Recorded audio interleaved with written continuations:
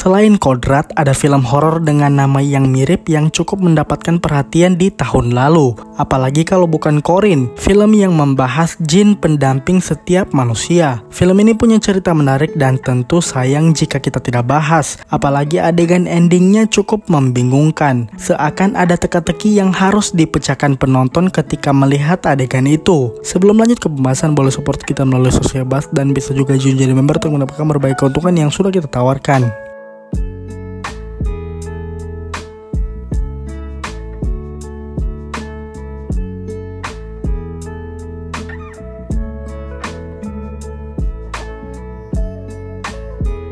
Akhirnya Ustadz Jailani berhasil dilawan oleh para santri, dibantu oleh Umi Yana dan secara mengejutkan Kiai Mustafa. Terungkap selama ini para santri dan para umi tidak tahu kalau Kiai Mustafa sudah mati. Nampaknya dia dibunuh diam-diam oleh Jailani yang begitu membencinya. Dan memang perkataan itu benar adanya, yaitu bahwa Kiai Mustafa akan menjaga pesantren dimanapun dia berada. Terbukti dari arwahnya yang membantu mengalahkan Corin milik Jailani. Sayangnya Yolanda dan Umi Yana harus berkorban agar mereka semua selamat, membuat ancaman Jailani terhadap pesantren bisa dihilangkan. Yang jadi pertanyaan justru di bagian mid credit, ketika diperlihatkan adegan aneh yang tidak dijelaskan sama sekali, di mana mereka membakar jimat yang sebelumnya dipakai memanggil Corin, dan itu membuat beberapa Corin lenyap, kecuali Corin milik Ica, Sri, dan Yolanda, yang mungkin karena mereka telah mati, maka Corin itu akan tetap di sana.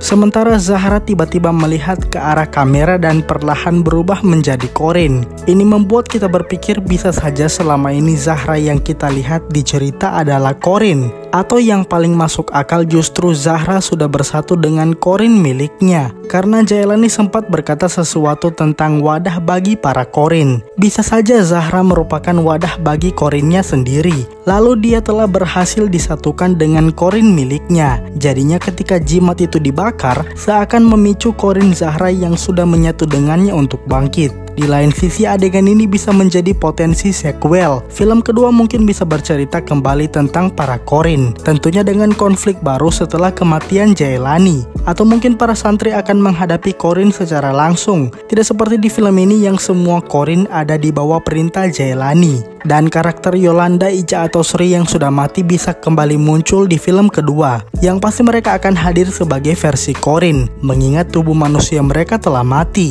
membuat pertarungan Corin melawan Corin mungkin untuk terjadi, di mana Corin, Yolanda, dan Ica yang sudah mati akan berada di sisi baik, sementara Corin Zahra mungkin akan ada di sisi jahat. Yang pastinya pertarungan ini akan sangat dinanti, mengingat persahabatan Zahra dan Yolanda yang sudah dibangun di film pertama ini, yang mungkin nanti akan dibawa ke level berbeda di film yang kedua. Kabar baiknya ada kemungkinan sequel Corin dibuat. Secara film pertamanya ini berhasil mendapatkan 1 juta lebih penonton di bioskop, menjadikannya film IDN Pictures pertama yang melakukan itu. Dan IDN Pictures sebagai PH akan menganggap Corin sebagai potensi berharga untuk dibuatkan sequel. Apalagi saat ini tren film horor sedang melanda bioskop tanah air, yang sayang untuk dilewatkan jika Corin 2 tidak dibuatkan.